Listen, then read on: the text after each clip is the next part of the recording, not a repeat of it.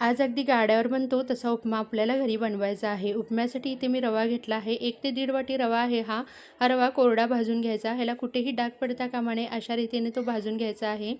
कारण उपम्यासाठी जो रवा असतो बाहेर गाड्यावर, त्याच्यामध्ये कुठेही आपल्याला तो बघू शकता एकदम पांढरा शुभ्र असतो. अजिबात त्याला कुठेही डाग पडलेले नसतात. इथे तर रवा भाजून झालाच होता. तो एका ताटलीमध्ये काढून घेतला आणि आपण इथे फोडणीची तयारी करूया.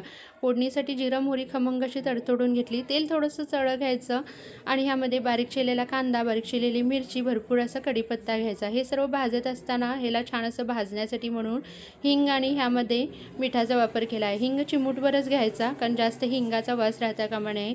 त्यानंतर सर्व भाजण्यासाठी म्हणून मी गरम पाण्याचा वापर केला आहे. छान अशी उकळी येण्यासाठी दूध घ्यायचं, कारण आपल्याला बाहेरच्यासारखं गाड्यावर बनतो तसा उपमा बनवायचा आहे. त्यामुळे इथे दुधाचा वापर केलेला आहे.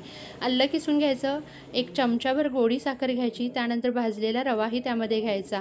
रवा छान असा गुठळी होणार नाही या रीतीने फिरवून घ्यायचा. त्यानंतर त्याला एक छान अशी दमदार वाफ काढून घ्यायची आहे आपल्याला. वाफ एकदम दमदार बसायला हवी. बघू शकता एकदम मऊसूत आणि अगदी गाड्यावर मिळतो तसा उपमा तयार झालेला आहे. ह्यामध्ये 1 चमचाभर तूप घालायचं आणि खाण्यासाठी आपण सर्व करायचं आहे.